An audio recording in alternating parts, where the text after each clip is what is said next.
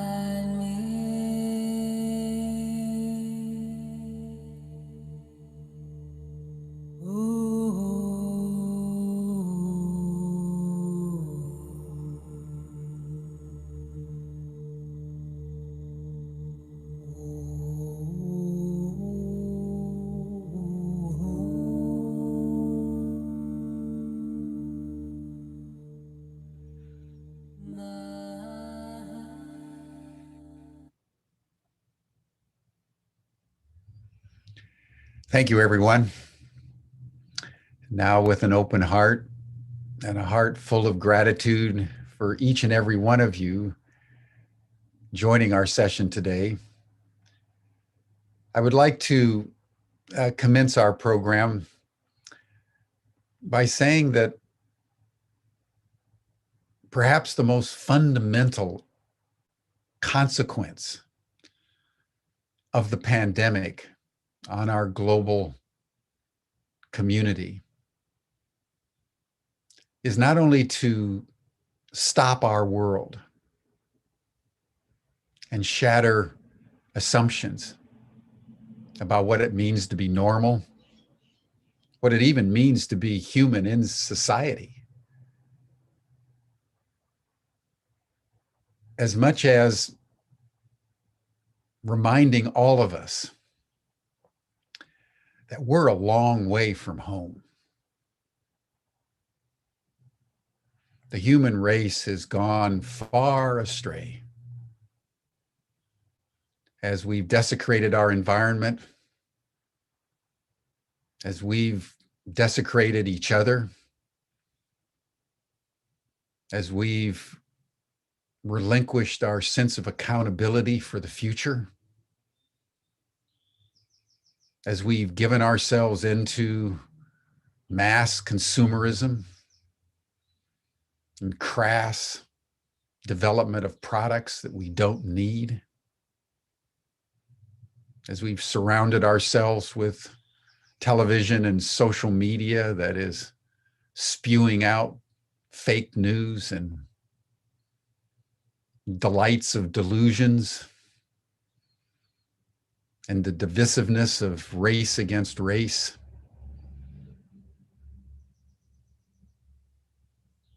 And the home against the foreigner. And the pandemic has revealed us to ourselves by stripping away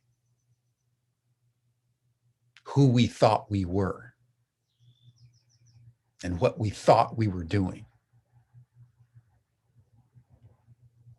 And one of the deep themes that have emerged over the months that we've been trying to find our way home has been the obvious point that we all need to return to our roots, that we all need to listen to the indigenous mind, to those peoples who've never left the earth, and those peoples who can remind us at this critical moment when scientists are telling us we're running out of time.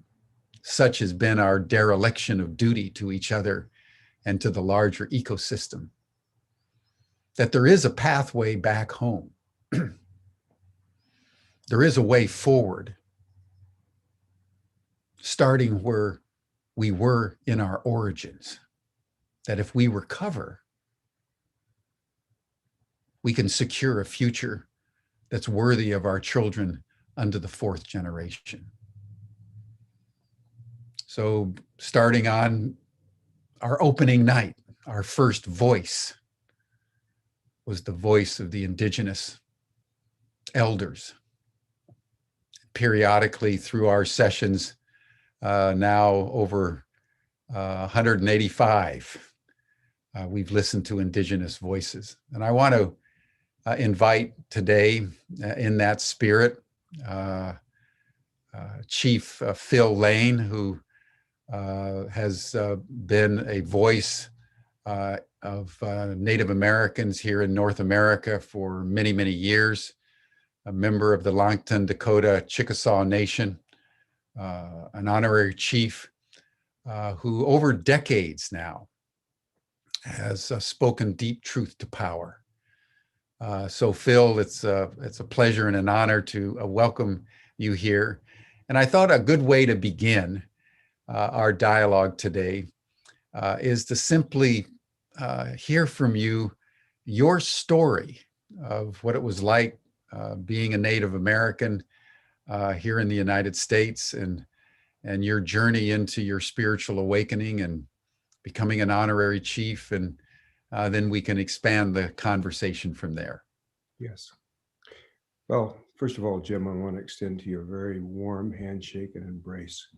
And I want to look back 25 years ago and the great role you played in my life when you held the State of the World Forum in San Francisco in 1995 and 1996. You invited me to attend. And I had a chance to meet world leaders from all over Mother Earth. And your fire, your standing up for our human family was strong then, but it's gotten even stronger in this brief time since we were together at that time. And so I'd like to begin, if I may, with a brief prayer. As from our Ihankwa and Chickasaw nations and indigenous perspectives across the Americas and beyond, we believe that as well as physical beings, our truest eternal nature, we are spiritual beings. Otun Kashla Wankantaga, creator of the universe, most beloved one, all powerful one, most kind one, most compassionate one, ever forgiving one, most kind one, ancient of days, O blessed beauty, we call upon your holy power at this time. And all our ancestors, their closest of their closest vein, to the east from where comes the red sunrise, we call all the tribes and nations of the east to come together in unity and harmony, and respect and honor. The south from where comes new life, we call upon all those tribes and nations to come together in unity and harmony and understanding. To the west from where comes thunder, lightning, and rain, we call upon all those tribes and nations to come together in unity and harmony. To the north from where comes the white snow, the purifying north winds, to purify our hearts and minds this beautiful day. And all the tribes and nations to come together. And so within our hearts only remains our connection to our Creator. And that nothing in this physical world will keep us from seeing the truth, from being able to understand the prior unity and oneness of our human family and all life. And we give thanksgiving to Father Sky and ask for balance of all the masculine elements of this world. And especially we ask today, as men, our forgiveness, the way we've treated our beloved Mother Earth in the same spirit treated women. The abuse of women upon this Mother Earth might end forever, for this is the day prophesied. The holy power of Mother Earth and women would arise and bring balance to this Mother Earth into our lives. We humble ourselves before our beloved Mother Earth at this time and before womankind, especially giving thanksgiving this morning for our beloved mothers who brought us forth into this world and gave us this life, and for our fathers as well. For just that act itself is enough to give thanksgiving to them that we've been given this gift. And so, Creator, we ask that you inspire our hearts and minds today. We might be able to share that which will uplift our human family, that which will fulfill those sacred prophecies that promised after this long spiritual wintertime over 500 years, that we would awaken, and that all that has happened, we would be able to give Wopitanka great thanksgiving for all that's come in our path. For we understand, in that understanding of Wopitanka, that everything that comes in our lives, everything that comes in our collective lives, comes for our own perfecting. That even though it may seem like fire and vengeance outwardly, inwardly, it's purifying water. Haulimi chante washtelo shunkmano hemeado chinupasapa hemeado haulimi chante washte. As we close as Dakota people, we always say our names. Shunkmano, Chinupasapa, Hemedo, which means my names are Shunkmano and Chinupasapa, and I stand responsible before the Creator for all my words and my actions. Because our elders teach us this physical plane of time and space is governed by natural physical laws. But our souls, which are born when we come into this physical plane of time and space, are sovereignties, ancient, imperishable, and everlasting. And that's who we are as human beings. And so with that spirit, I give thanksgiving. And it's very wonderful to be here with you, Jim, and to see this consistent daily devotion to bringing at this time, as you mentioned, of false news, this time where we are awakening and going through this process of transformation, that we remember that we want to share today the very best we can, that which transcends all this confusion that's going on, all these adversarial partisan politics that are going on, and come to a place of understanding. I was born in Haskell Indian School, July 3rd, 1944. My father, a member of the Yankton Yankton Sioux tribe from South Dakota, had been sent to school there when he was 12. His mother died at 5 from tuberculosis, which was one of the many diseases that impacted Indigenous peoples across the Americas. In fact, when I was a professor at the University of Lethbridge, at that point, our research indicated that prior to the coming of our relatives, other relatives of the human family here to the Americas, there was about 100 million Indigenous peoples living across the Americas. The scholars of today are saying about 108 million relatives.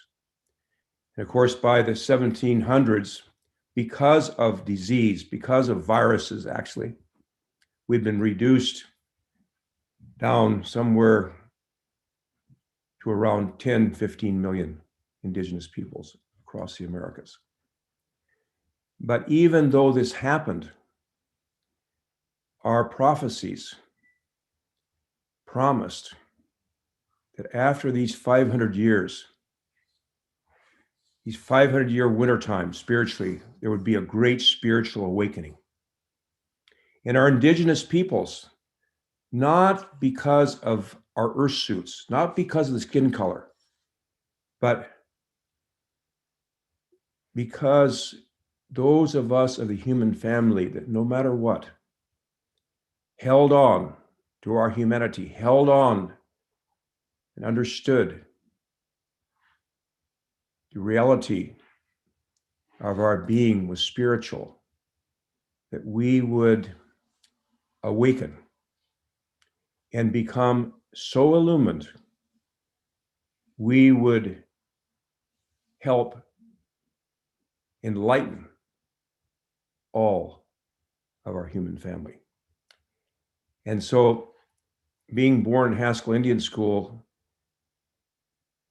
I had an opportunity, I'm sure, to be very loved. My mother and father had met there 10 years before, where my mother was sent from Oklahoma. She was 13 when she arrived at school. My dad had been sent there after his father was murdered when he was 12, and they met.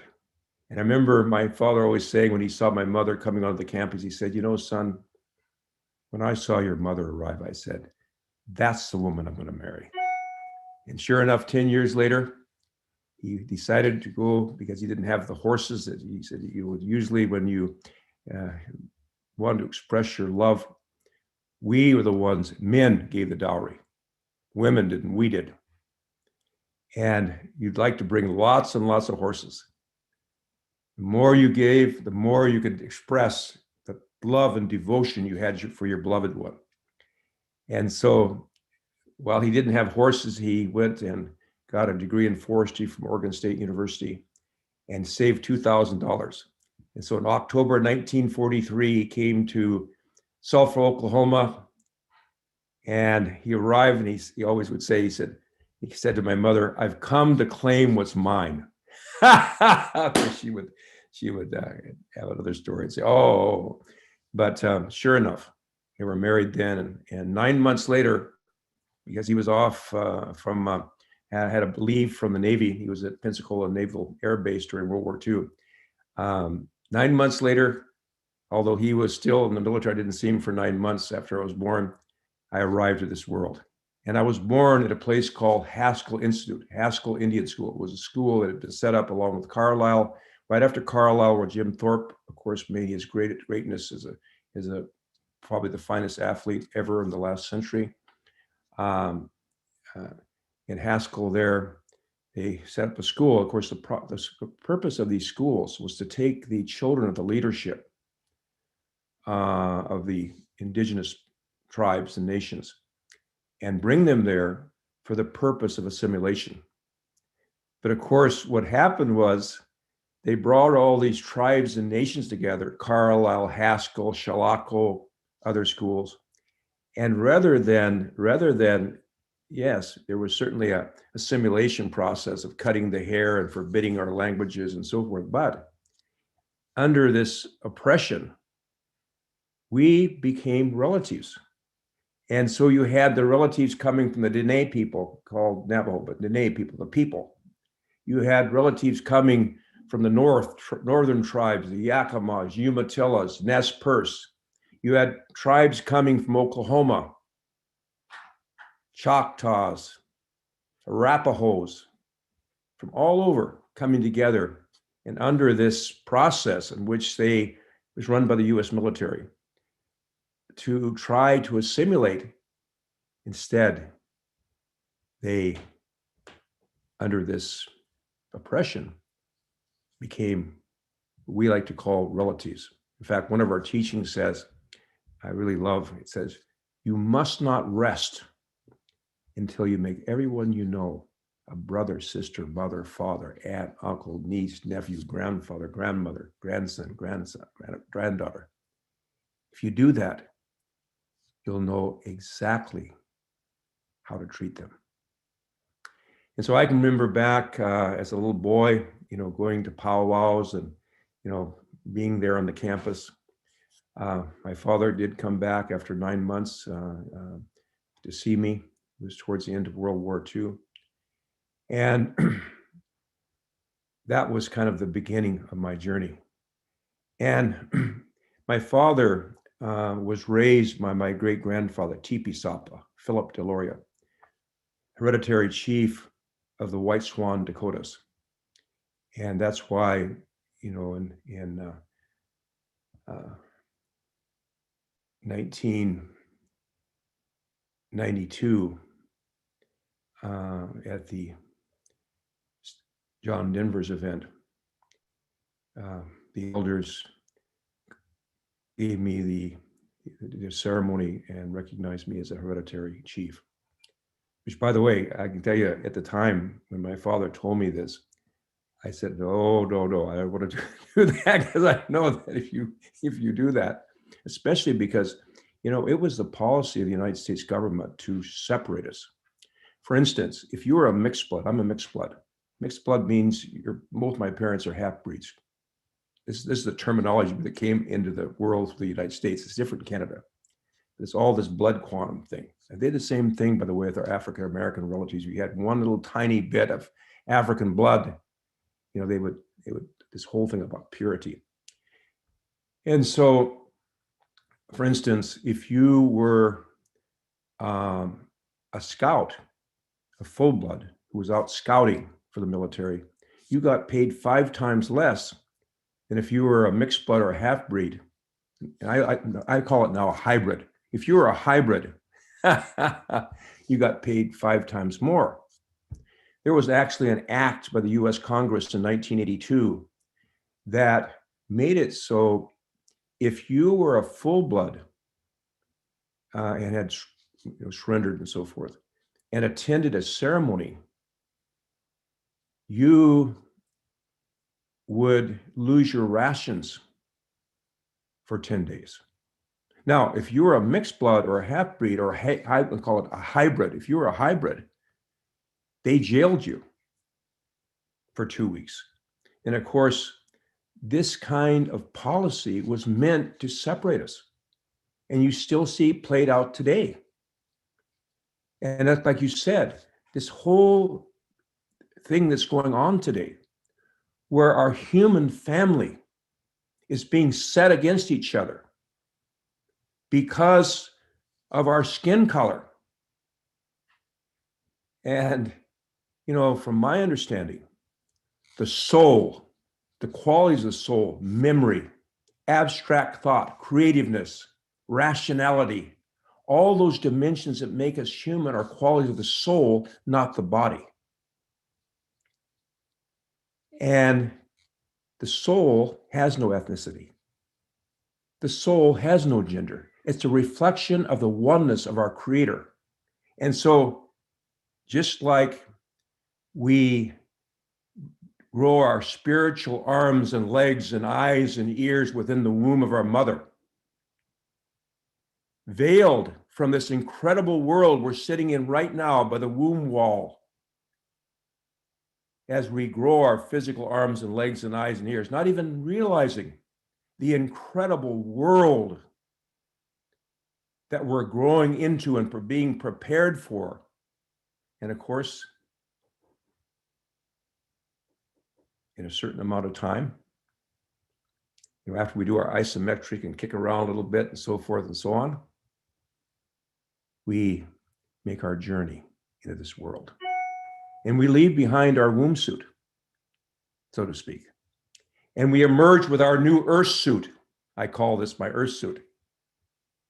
Of course, as we know, as I look back and I see you looking at me, we both had black hair at the State of the World Forum in 1995. We didn't have good old days. And so, but sure enough, like Crowfoot said about life, he says, life's like the breath of a buffalo on a cold day, or a firefly on a warm summer night, or the shadows vanishing before the setting sun. He said, that's life. And so here we are. But what's our purpose here? Our purpose here is to grow our spiritual arms and legs and eyes and ears, to grow spiritually, to become more kind, to become more compassionate, forgiving, truthful. All those spiritual qualities which are infinite. And that's why we talk about these natural laws, because everything in this physical world is bound by these natural laws. A wolf's a wolf, and will be a wolf. A lion's a lion. But all creation, our soul, our inmost essence, the spiritual dimension of us, is born of the spirit, the spiritual worlds. And with that, by the way, comes the gift of choice. We have the gift of choice, especially at this time, our moment of choice. And with that gift of choice also comes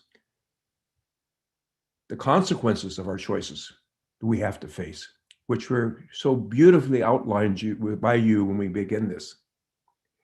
And so from Haskell Indian School, I stayed there for the first little over a year of my life. And then from there, was joined my parents on the journey that took us down. My father left Haskell because he saw the devastation going on at that time.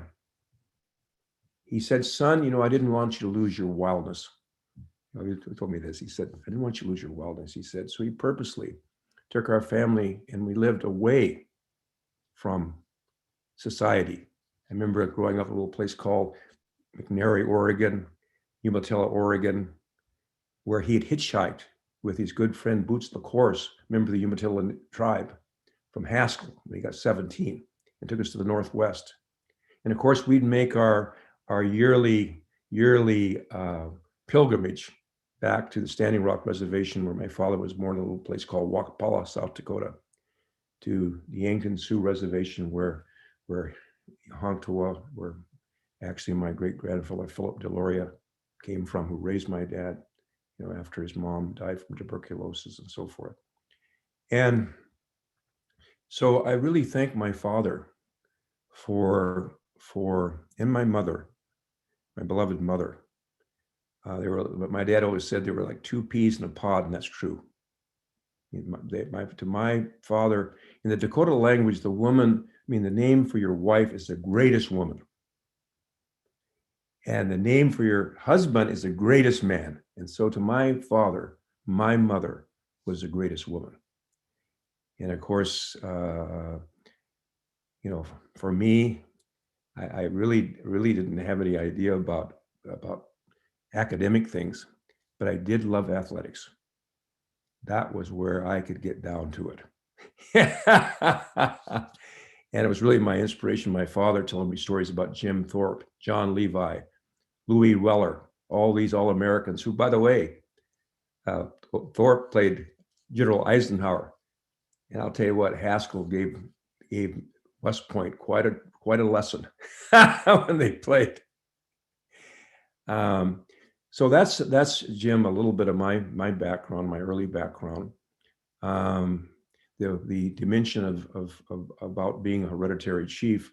When John Denver used to have what they called this gathering he used to have every year, and so we brought elders together, the WinStar gathering.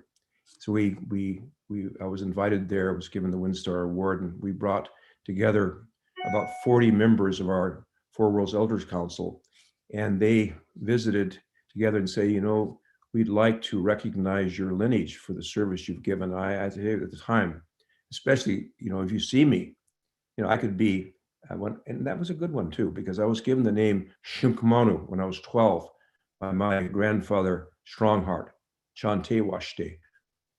Shunkmanu means horse thief. And kind of a long term, when I was fasting, it means a leader of warriors who takes the enemy's best horses. And so in a way, I've been kind of a horse thief, because I shared when they said they wanted to give me the headdress. I just didn't want that, because when I was in Italy, when I was 18, I took off from Walla Walla. After high school, we hitchhiked from Walla Walla to New York, caught a freighter over to Europe, and I spent about a year hitchhiking around. I wanted to see what had happened. And so when I was in Italy, at that time when I had black hair and curly hair, instead of this kind of wrinkled little guy with kind of a little, at least you have curly hair. Mine's kind of reducing down. When I was in Italy, people thought I was Italian. When I was in Spain, they thought I was Spanish. And when I began going over to Israel, I started going there in the late 1980s. They thought I was Jewish, and I could pass for a little bit of Palestinian. So I've been a good horse thief. Been a good one. Been able to see behind the scenes what people really feel like about Indigenous people. In fact, when I was younger, I used to, before I had the spiritual awakening in 1967, as my father said, when he went to Oregon State, he'd been working there in the Indian CC camp. They used to have these camps during the Depression. And so he had this supervisor, Charlie Chester, who encouraged him to come to Oregon State. And because of his love for my mother, he felt, well, if I better go and see if I can get a degree, because that's his horses. And so Charlie Chester was a member of a fraternity called the Phi Delta Theta fraternity. And so he sent my father there, and he came there, and they said, well, Phil, we have to meet, our fraternity group has to meet here. They came out and they said to him, and he was telling me he was so poor, he used to say at the time, that he could stand on a quarter and tell you whether it's heads or tails. And they came out and said, Phil, we're sorry, but our national organization says we cannot admit Negroes, Jews, and Indians. So my dad said, he said, I initiated a few to my fraternity. And of course, he was already 19 years old, been quite a fighter, boxer. He started when he was 13 years old at Haskell. 13 years old, fighting the Kansas City Athletic Club. And of course, that's one thing they could do, is they could play football. Those times, our physical condition was incredible compared to what's happening today. And so they had somebody 31 years old from the Kansas City Athletic Club, didn't have an opponent. So my dad went into boxing. So the time he got to Oregon State, he was he'd already been, out doing things. Well, anyway, so that's the thing I could do. And he of course, told me all these stories. So I said, okay, we'll even this out in the football field or pole vaulting or whatever that was. And of course, as you get to 76 winners now, you realize that this conflict, quote unquote, getting in my fraternity is something we're going to leave behind. Because really, only hurt people hurt people. Only injured people injured people. Only colonized people colonize people. And as we are transforming, we're really, I think, awakening to the fact that the foundation of this transformation has to be the understanding of the prior unity and oneness of our human family of all life, and that the hurt of one is the hurt of all, and the honor of one is the honor of all. So that's kind of begin this little visit here, Jim. Brother Jim. Thank you so much. What a complex origin, in the midst of assimilation, having to find your identity, and extraordinary father and mother you had, that he understood that and took you out into the wilds and allowed you to keep your wildness. That's probably a supreme gift that the father offered the son. So thank you for that. And I'm wondering, Phil, share with us, your journey and the journey of the native peoples in North America from Wounded Knee to Standing Rock, and maybe touch on where they are today as they experience the pandemic. But I know the native peoples have gone through an extraordinary journey over the last 50 years, and your life has embodied that journey. So I think everyone would love to hear that sort of political context and spiritual journey up to the present day. Yes. Well, again, I'll just for a moment share back again this. I think to really understand this journey, we have to know that even today, in what we call Turtle Island, United States and Canada, there's just a little over 7 to 8 million Indigenous people, while south of the U.S.-Mexican border, there's 70 million plus Indigenous people. That's existing today. 78 million in 11 nation states. And so really, if you go anywhere across the Americas, you can go to anywhere.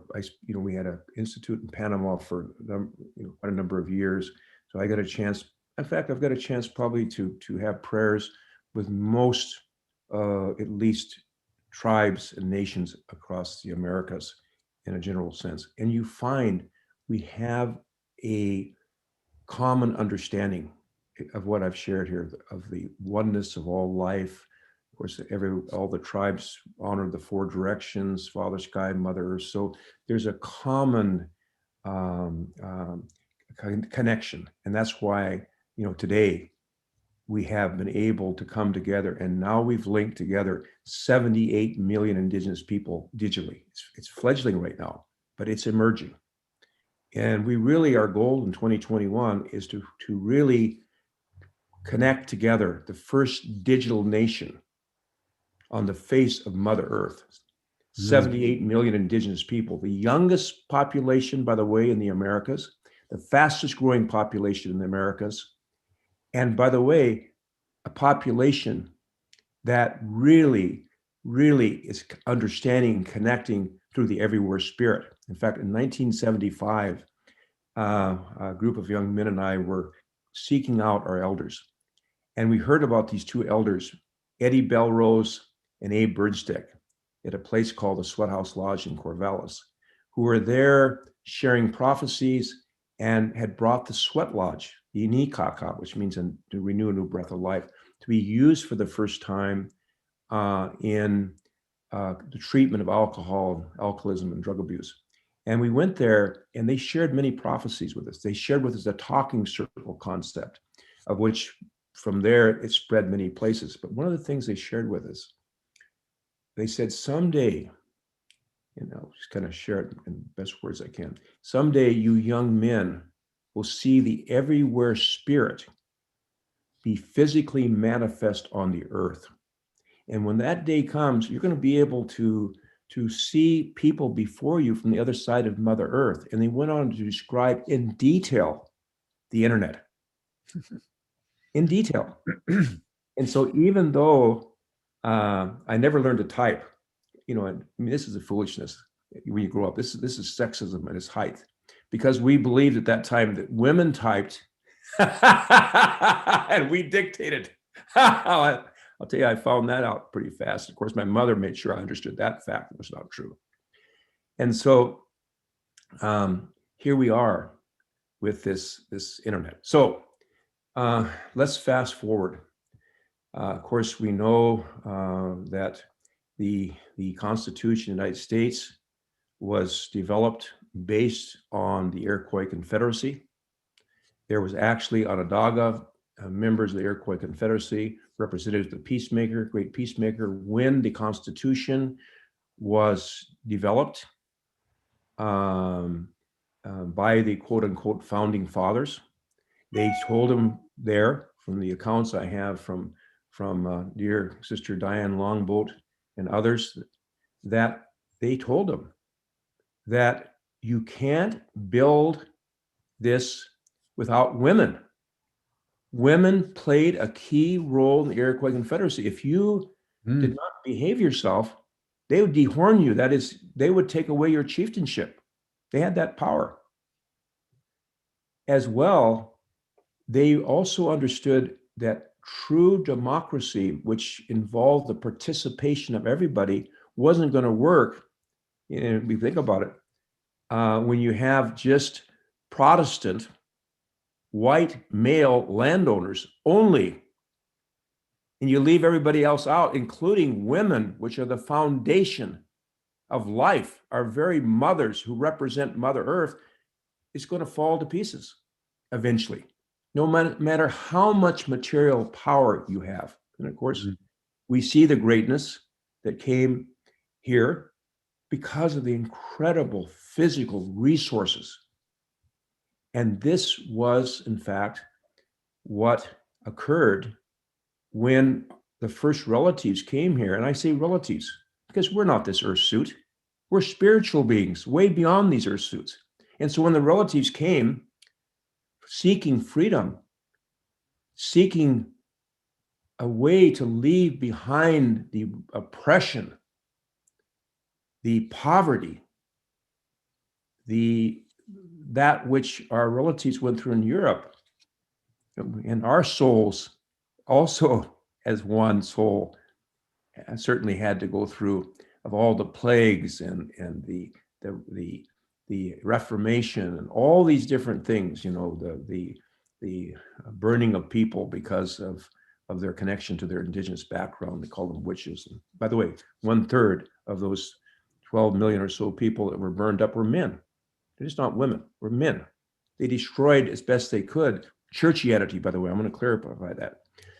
Christianity, we were some of the best Christians that ever walked the face of this earth. Churchianity is something completely different. Churchianity, as I always say, I'm sure as Jesus views these things that have happened, Jesus would turn over and say, this is not what I taught here. This is churchianity. This stuff is still going on today where we fight each other because you don't believe this way or you don't believe that way. You're going to go to hell because of this. That's churchianity. That's not the spirit of turn the other cheek. That's not the story of the man, Jesus, who we understood. The man who stood up for the people, the man who fasted, the man who threw those who were defaming the temple out, the man who gave his life up for the people. That's how we connected to this teaching. So anyway,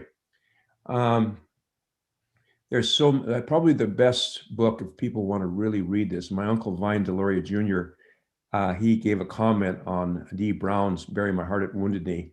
He said, my greatest criticism of this book is I didn't write it. I didn't write it. So if our relatives here who are listening in want to really read a good book that kind of gives you the whole chronicles of what happened here, it's Bury My Heart and Wounded Knee. It was written some years ago, but the scholarship is incredible. So Incredible book. Incredible book. Another one I really, I think my father always, almost wept when he read it. It's called The Long Death. The Long Death. And it was like that. Because what happened was, it relatively now, and this is something that's really important for people to understand, in a relative sense, we had pretty peaceful relationships because, everybody had their own territories. Yes, there would be interactions, but primarily we loved to steal horses like on the high plains. But the idea of stealing horses was to get in the enemy camp, get their very best horses out without hurting anybody. Because our kinship system was so close, if you went out to get horses and came back with dead men on the backs of your horses, there was no victory. I don't care how many horses you brought in. And I want to share this too, because I think it'll give it a little bit of understanding of this idea of the male and female relationship. And as a horse thief, my good Ate, Unka Ate means he said, like my father chose him like he's my dad's spiritual brother to raise me in a way on the spiritual side, because the relationship we understood between a father and a son is different. And that's why uncles many times raise us. But he shared with me, well, how did a horse thief, how'd you do things? Well, first of all, if you got this dream or something came to you because maybe the crows over here took your horses, you would get theirs. And so first thing you would do is you'd tell your wife, I've decided I'm going to go on this horse stealing raid. Okay. She would go to the Women's Society and they would discuss their sons, their grandsons. Because really, in the end, if anybody's lost, it'd be the mothers and the grandmothers, and of course others would grieve, but it'd be their mothers knew their sons better than anybody. They discuss, well, my son, he's kind of in love. My son is not doing this. And the women would select, usually about 7 would go, the 6 men to go with him. They would tell the wife would come and tell back the husband, here's what we've decided. And then, of course, the horse thief, leader in that horse raid, would come out and say, well, I'm going to select these relatives. Okay. So then you'd go, you'd want to get there where it was just before a full moon, and you have to have just the right camp, and you watch your camp of where you want to get those horses, because there's certain behaviors. Old men get up to go to the bathroom at a certain time, and horses, they'd watch them because they had certain horses were buffalo horses. Not every horse could go get in a buffalo herd. I mean, this was like a river thundering. One of the names that one of my relatives has is Brown Thunder, because those buffaloes were so powerful. Boom, boom, boom. It's like a river. And so you'd have to have these horses that could go into the middle of that herd, because the best food was in the middle of that herd, not in the outside. That's where the old bulls would be, because buffalo organize themselves. And why buffalo were such great teachers to us. On the outside, you have the old bulls, younger bulls, older women. In the center was the children. And also, by the way, very infrequently, maybe only once in 80 years, would be a white buffalo, because some were pure albinos. So they were nearsighted to go like this. Well, anyway, so then, of course, you'd wait till that sun to the moon was 0, complete darkness. But by that time, you kept getting closer and closer. You'd slip in, you'd take those horses and be gone before they even woke up. Of course, they like to bring them in at sunrise. Of course, and Tashunka Crazy Horse was famous for this. He always made sure that if there was a widow or somebody less fortunate, that's who you gave away to. You didn't give away politically, so to somebody over here could give you a favor. The true giving was the giving without expectation, without return. So, of course, the buffalo, and when we talk about Wounded Knee, we'll go to the high plains. Of course, the buffalo was everything. We made our cooking utensils. We made the way we cooked out of the stomach of the buffalo. We used the hide, of course, for our lodges, for our teepees. So the buffalo was key. And of course, after the Custer battle, and this is really important to understand, by the time that you get to 1876, the 1870s, probably 2/3 at least of our relatives, the Ocheti Shikoan 7 council fires, had already had to surrender. There was just no choice, and they realized as well that who were fighting here, they didn't fight by counting coup. In fact, you'll even see the coup stick. Coup stick is, our thing was, if you were in battle, if you touched your enemy, if you could get close enough to touch him, then you count coup. And so it wasn't about killing, it was about counting coup. And you'll see even the coup sticks, as they encountered the US military, got longer because they had bayonets. And so they had to kind of even up the score here. But then, Tashunka Crazy Horse, others realized we have to raise our children, our boys, to die, literally. So that's why you have this statement, it's a good day to die. So, of course, they went out for one last buffalo hunt. And this leads directly to Wounded Knee. One last buffalo hunt. And they went into an area, the Greasy Grass, Little Bighorn, Montana, that had been given by treaty that said the US military would never enter there. So they went there for one last hunt, Sundance. And so we Sundance right around the solstice in June. So they just finished the Sundance. Sitting Bull was the intercessor of that Sundance. So he's the one that had the vision of they said, these military falling into camp. And so here you were, and Lionel Quinoa had received who kind of was my spiritual mentor, had received an honorary doctorate for his study of this battle. And it's directly connected to Wounded Knee, the question you'd ask when I went this long story. And so, of course, Custer wanted to be president of the United States, and he was quite a flashy character. I used to be a vociferous reader when I was growing up, so every summer I'd win all these prizes from reading the most books. So I studied Custer and I studied all our different indigenous leaders. And of course, he made the statement when he came to the Dakotas, because he gained fame in the Civil War. He says, "Give me the 7th Cavalry and I'll ride through the great Sioux Nation." And of course, we always say, well, he was only half right.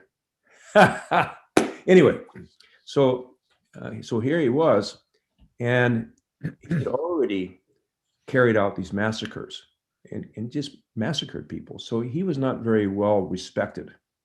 You could respect a good opponent in battle, but he was not that.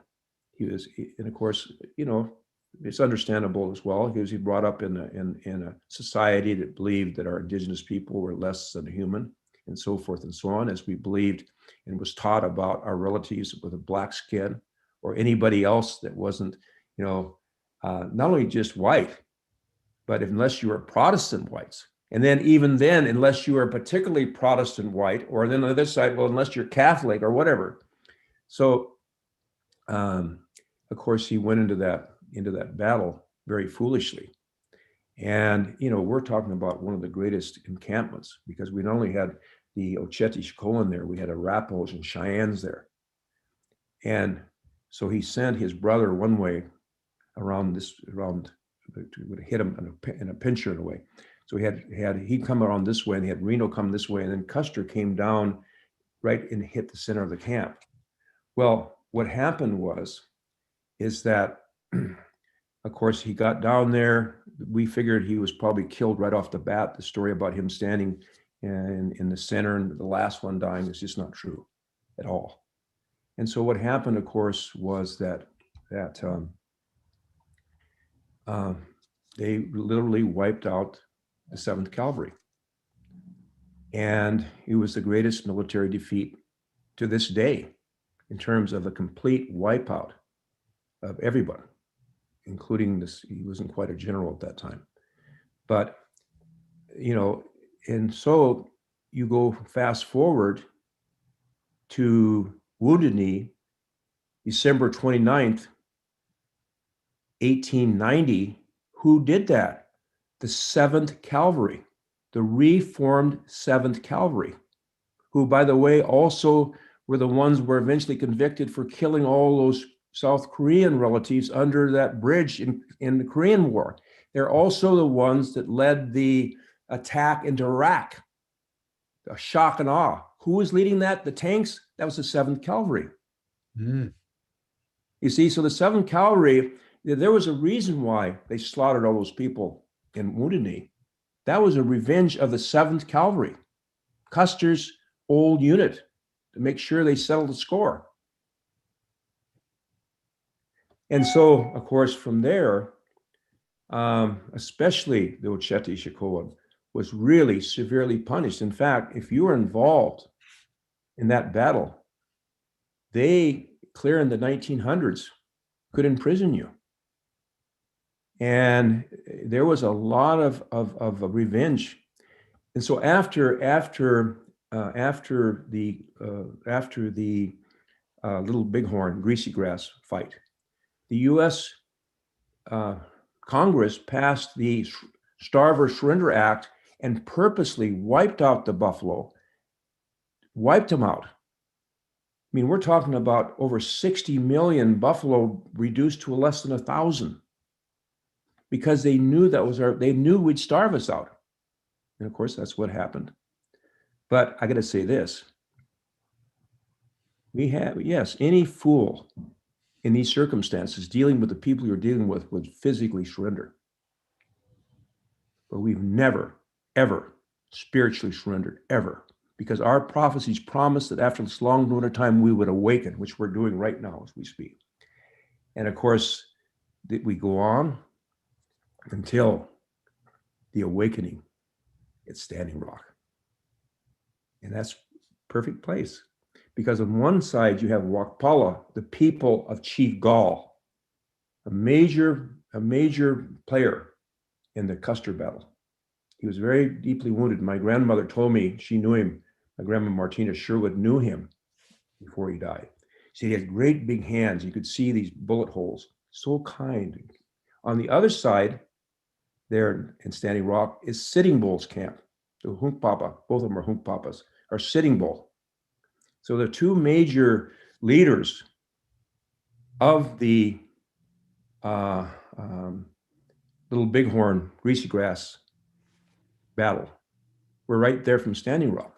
Of course, you have Dashunkawit Cole from Oglala, from Pine Ridge, but there you had two of the primary leaders who, of course, they assassinated Crazy Horse and right shortly after that, but who then lived until, of course, they assassinated, set it up for him to be killed. Sitting Bull. Gall endured, a little bit later. But you have then from Standing Rock, the perfect place for this beginning of this great arising to happen. And so that brought us there. Bill, tell us about the spiritual awakening that's occurring now. I'm going to do that, but I'm also going to ask my wife to bring my computer cord. I just realized the computer wasn't plugged in. So let me just say, babe, can you bring my computer cord down and hook my computer up, or else I'm going to go off here and we got some relatives we're visiting with. Thank you. She's coming. I've got a few percent left. So we all know the feeling. We all know the feeling. You have to do this. You just kind of get older, and I get so. Hope you. We just lost your audio. I think you muted yourself. So there you go. Okay. There you go. There you go. When I like with the Navajos, they say that when they make a blanket, they always leave an imperfection in there because to recognize, we're just human beings. And so that's a good one. What's the lesson? Plug in your computer if you're going to talk for a while. So the spiritual awakening. Just like the Ahantawas have the prophecy, which actually was fulfilled, that there would be a white buffalo that would appear, and that if that white buffalo gave itself to, in the hunt, that from that, you might say, action, or that gift of the taking of that white buffalo, there would be people who would emerge to this day, which is happening, contribute. But there's prophecies all over the Americas. Because we had, just as, I always thought about this, Jim, and that's this. How in the world could a creator who loved his human family, or her human family, only send the truth and the light to one people at one time in history? How in the world would a loving father do that? I never understood that. And of course, as I got a chance to begin journeying across the Americas and other places, of course, I found there's been many incredible messengers of the Creator. Some have global impacts, like a Buddha, or Lord Jesus Christ, or Muhammad, or Zoroaster, who had a great impact, whether we understand his role in giving us a whole idea of darkness and light and so forth. Moses, Abraham. We could go on, of course, that lineage, but also we had our own spiritual teachers here. The white buffalo calf woman, coming about 900 AD. And I think the proof of these teachers is the fact of how the civilization that emerges from them is able to sustain itself. So, for instance, where you have the Bible or the Quran, in which these sacred teachings are reflected, for us, it's in our songs, our ceremonies. She came and gave us the 7 rites of the white buffalo calf pipe, 7 sacred ceremonies, as well as in the songs, the teachings, and so forth.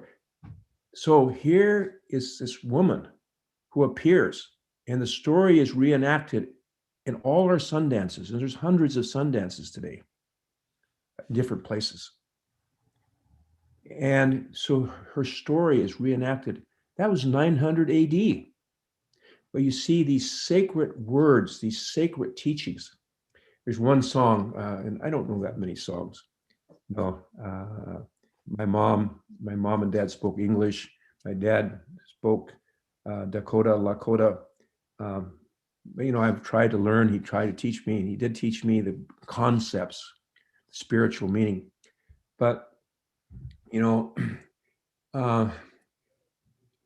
but through all these things that went on, Wounded Knee, the massacre at Wounded Knee, those songs, the spiritual power of those songs and ceremonies since 900, over 1100 years ago, have kept us going. It's the same as others teachers who came. I mean, another good example of this is the peacemaker. The peacemaker, in which the foundation of the Constitution of the United States is based on, of course, missed a couple of key points and why we're seeing this thing collapsing at this point. But the peacemaker, those relatives, the Iroquois Confederacy, they're growing stronger now. How? Because of these sacred teachings. But also the South, we had Quetzalcoatl, Viracocha, sweet medicine. We had teachers all across the Americas. So this spiritual awakening is really based on these teachings of these messengers that we received here. As well as, by the way, we can find this prophetic dimension, I think, in spiritual faiths everywhere in Mother Earth, talking about this, that we go through these hard times. The story of Job, I think, is a good one in the Old Testament. Job goes through all these tests and difficulties and so forth and so on, but each one, he keeps coming back. Of course, in the end, everything's restored to Job and so on. So that archetype of the phoenix arising from the ashes, that archetype of the last shall be first, is what's happening. And so you can see, and we have prophecies, what we call the seventh generation. That's the young people of Mother Earth. We can see they're arising. And that's what happens at Standing Rock, of course. A young Hunkpapa from Wakpala, South Dakota, Bobby Jean Three Lakes, had a dream, had a vision. And she saw what was happening, this DAPL pipeline. And so, of course, it started at the old homestead of PZ, Chief Gall. That's where they ran for the first time. And they ran across what they call the Singing Bridge into Mobridge, South Dakota, to try to bring this message that this black snake, and there was prophecies about the black snake, there'd be two black snakes would separate us. One would be a black snake across the land, which of course were highways. And of course, these highways, all these sacred places were kind of left behind because we started going along these black snakes. But then they said there would be black snakes come under the ground. Black snakes come under the ground, and these could destroy the water. And that's why we always say, water's life. And so when they saw that coming, the young people, Bobby Jean Three Leg, her other young comrades, colleagues, relatives, they started running. And of course, as they began to do that, people became attracted because I think it was a time. It was a time for this coming together. And then their long runs got longer. And finally, then they ran to Washington, D.C. And of course, they just got to finish running. I think it was 97 miles through the bitter winter back there to try to bring to the new presidency please stop the DAPL pipeline. In fact, stop these pipelines. You're just giving in to something that's destroying Mother Earth. I mean, we know that. Mm. We know you were having discussions on this in 1995 on the State of the World Forum. You were bringing this issue up clear back then. Here we are 25 years later, and finally people, oh, really? The environment is a problem? I mean, give me a break. And so that's a little bit of that part of the history. Well, Phil, I think it'd be important for us to conclude our discussion today with you telling us more about your sacred fire ceremony this last December and your launch of Enlightening Our Way Together, because I think that is such a powerful impulse that's channeling through you. And I'd like to have you talk about it so that you can inspire us all and tell us how we can participate. Yes. Well, between December 11th and December 22nd, we called Enlightening Our Way Together, of course, which was time to the fulfillment of a prophet said, the day shall come that shall not be followed by night. which we believe began December 22nd, after the solstice on December 21st. Meaning this, that it's so clear now to see that the sun has risen. We are emerging with the understanding of the prior unity and one of the human family to a whole new global civilization. And by the way, this is not some civilization, what people allude to where the elite few are going to enslave everybody else and all these other kinds of things. That's not that. Be real clear. The indigenous perspective is not that. This is the time when we awaken to the oneness of life. And out of that comes the understanding the equality of women and men, the balance of extremes of wealth and poverty, the understanding that we have to have education universally for every member of the human family, because I think one of the issues we have right now is that most of our human family has not been given what they need to truly articulate what it is they want. And people want peace. It's like what's happening in Myanmar right now. Mm. And I was, by the way, I was there in Thailand. We began training indigenous people across ASEAN, those 10 nation states in Southeast Asia, back in 2007 to 2012. Began training them with digital technologies and so forth and so on. We were there training these hill tribes and other tribal relatives coming in from Myanmar. Would come across a place called Mesat, would come across a river there, and we would train them how to hide their internets, addresses, et cetera, et cetera. They would go back then, after they graduated from our program, we got pictures and so forth, to go back in there to do this. What I'm saying is, so what happens? The relatives want to express themselves in this military rule. And I think, by the way, the British have to really look at themselves. They were the ones that were colonizers of Myanmar, Burma. They're the ones that taught this kind of behavior to the people. And that's not all of it. I'm sure that we all, as a human family, are guilty about certain of these things. But English also have to say, just a minute, look at what you did in Myanmar. Look what you did in India. And then we can go back and say, well, look what the Romans did to the people of Great Britain, to the indigenous peoples of Europe, what they did, what the Romans did. When they go back and say, well, what would happen to them? So, we really believe, and I believe that there's indigenous people across the Americas that are connected and understand it's time to come together. And we believe, and I believe with all my heart and soul, that by 2030, or before, hopefully, we'll begin what we call the lesser peace. The political peace will, for whatever reason, will have to be established. Now, what's gonna cause that?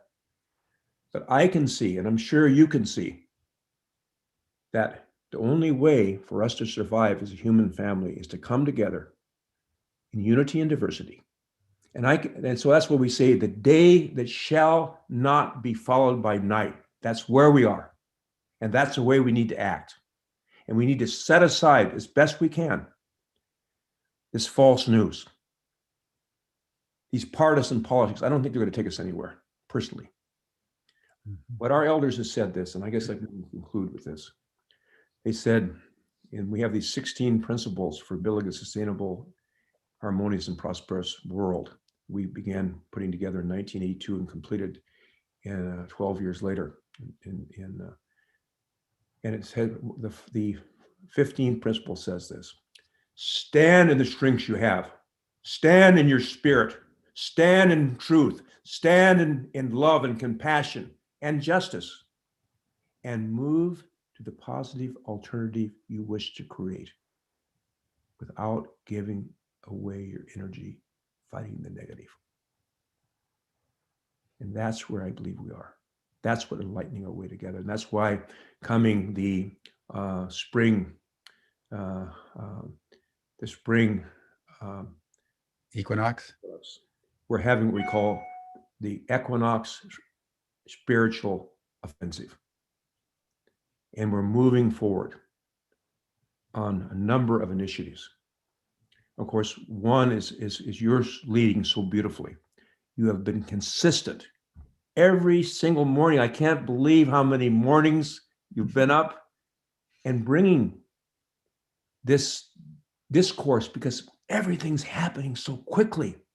We need to look at it every day and bring ourselves to account, and bring ourselves to look and bring our human family to account in terms of looking, where are we? And I think we're going to a pretty powerful place. I think we're going to have a lot of challenges. I think we're just beginning to see some of these challenges. I think what you were saying clear back in 1995 and 1996, when I said the State of the World Forum, we're seeing it. I mean, water, that was the whole issue of Standing Rock, water. And right now, which breaks my heart, here we've had this pandemic. And during the course of this pandemic, we've had almost 300 million more members of our human family go into extreme poverty. Human beings that feel just like we do, you and I do, about our children, about our lives, about our families, about this world. And here they are, extreme poverty, while billions upon billions, hundreds of billions of dollars have gone into the hands of the super rich. Now that to me is sick, spiritually sick, sick. At the same time, we have the medicine. The medicine is to wake up, that our essence is spiritual, that we're only here for a short time. And our purpose here is to grow our spiritual arms and legs and ears, eyes and ears, which will be the hallmark of the coming global civilization that's emerging as we speak. Beautiful, beautifully put, beautifully put. Thank you so much. And what I'd like is to wrap this up with a few comments, Phil, and then circle back to you for a benediction and blessing to send us all on our way. But I just want to acknowledge the power of the Indigenous voice that has been so clear about the spiritual interior that you and your people, now 78 million strong just in the Western Hemisphere, have been able to endure. It reminds me of that great line from a Polish general of about 200 years ago: to be defeated and not surrender, that is victory. And I think the Native peoples all over the world actually have been able to embody that, not once or twice, but over centuries, and still endure, and are now at this moment of both reckoning, the pandemic in many ways, and climate change is a great reckoning, but also, as you say, a great renewal, that out of the breakdown, what is struggling to be birth is a breakthrough. That Indigenous wisdom is midwifing. Yes.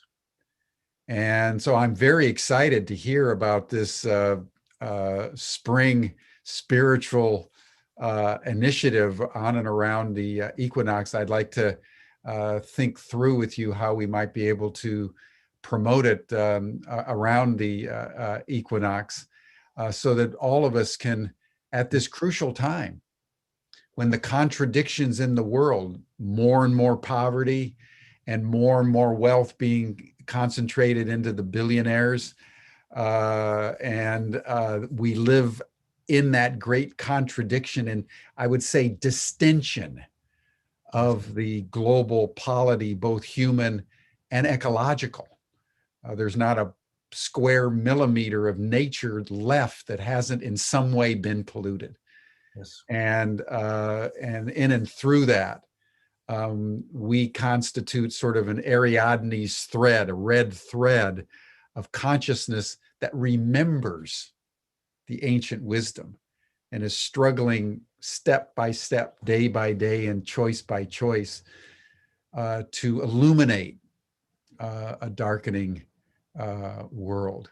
Yes. So I really want to acknowledge your legacy, Phil. I want to acknowledge the decades that you've spent on the front lines of social justice and spiritual enlightenment.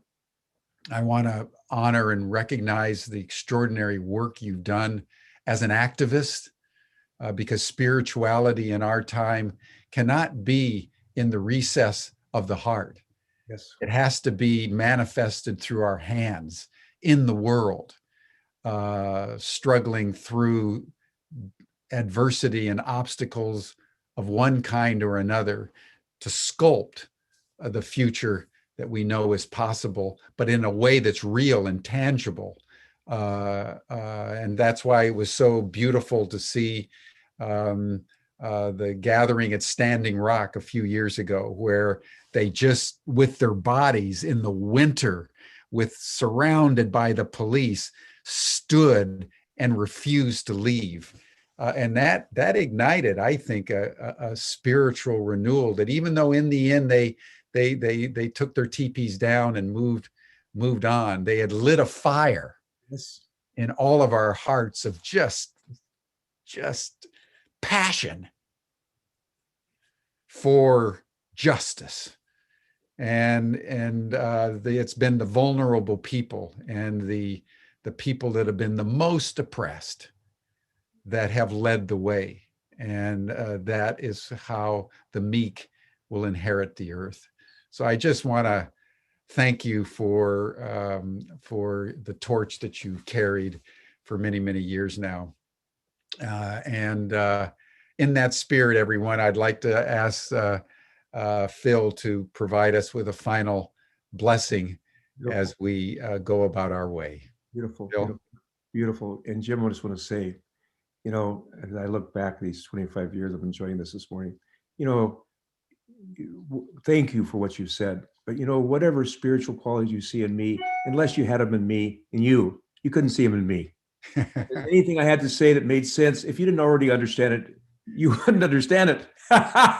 We're just mirrors to one another. That's all. I'm just a mirror back. So everything you said about me, I mirror right back to you, because you couldn't see it in me unless you had it in you. As same as anybody here listening, if there's anything I had to say or qualities you feel like are good qualities, it's because you already have them. Because each of us is a sovereignty, ancient and perishable and everlasting. Every one of us. Every one of us. Otun Kashla Wakantaka, creator of the universe, most beloved one, all powerful one, most kind one, most compassionate, ever forgiving one. O ancient of days, O blessed beauty, we call upon your holy power this day and give thanksgiving to our relatives who have passed the other side camp, who are closer than our closest veins, and ask them to be with us today, to inspire us, to uplift our minds and hearts every sunrise, every sundown, every moment of our lives, as we move forward in this day that shall not be followed by night. We call upon all the tribes and nations of the East, from where comes the red sunrise, to come together in unity and harmony in this beautiful day that's emerging upon our beloved Mother Earth. We call upon all those tribes and nations of the South, from where comes new life, the springtime. Give thanksgiving for the springtime that's emerging in our hearts and souls, that it might emerge with great speed. We call upon all those tribes and nations, the West, from where comes thunder, lightning, and rain. The spiritual powers of thunder and lightning and rain might awaken our hearts and minds to our true spiritual reality. We give thanksgiving to all those tribes and nations.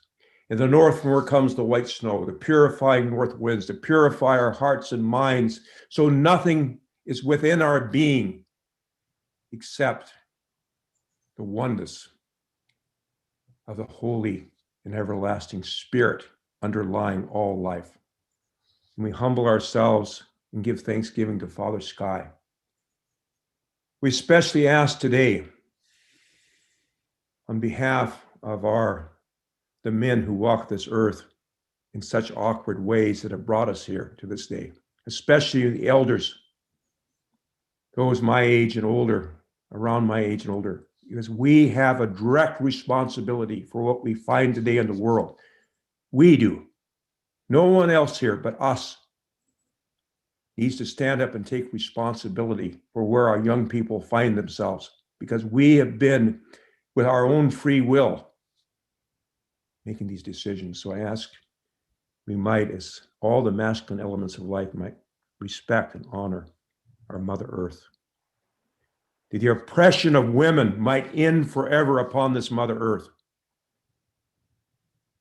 And that also includes not only respecting our Mother Earth, but respecting womankind. And understanding the eagle of humanity has two wings. One is man and one is woman. And both wings of the eagle have equal power, respect, and honor. For the eagle of humanity to fly is promised destiny as prophesied. I'm going to share this last prayer that's been with me for over 50 years for unity. To close this. Oh my God, unite the hearts of thy servants and reveal unto them thy great purpose. May they follow thy commandments and abide in thy law. Help them, O God, in their endeavor and grant them strength to serve thee. O God, leave them not to themselves, but guide their steps with the light of knowledge and cheer their hearts by thy love. Verily, thou art their helper and their Lord. Hauli chante washtealo, shinkmano hemeado, chinupasapa hemeado, hauli chante washte. So thank you. Wopi de Tonka, beautiful day. Thanksgiving for everything. Thank you so much, Jim. It's been such a great pleasure. You got me inspired today. It's going to be a great day for, I hope, for every one of us. And for those that have lost loved ones, remember, there is no death, just a change of worlds. I hope. Beautiful, beautiful. Phil Lane, everyone. One of the great spirits of our time. Thank you, Phil. Thank you, everyone. We'll see you tomorrow, same time, same station here on Zoom. We'll be delving into the theme of singing in a burning world with singer and composer Luke Concanon. So that'll be tomorrow on Humanity Rising. And we now invite everybody to join our after session chat group for those of you who want to spend more time delving into these issues.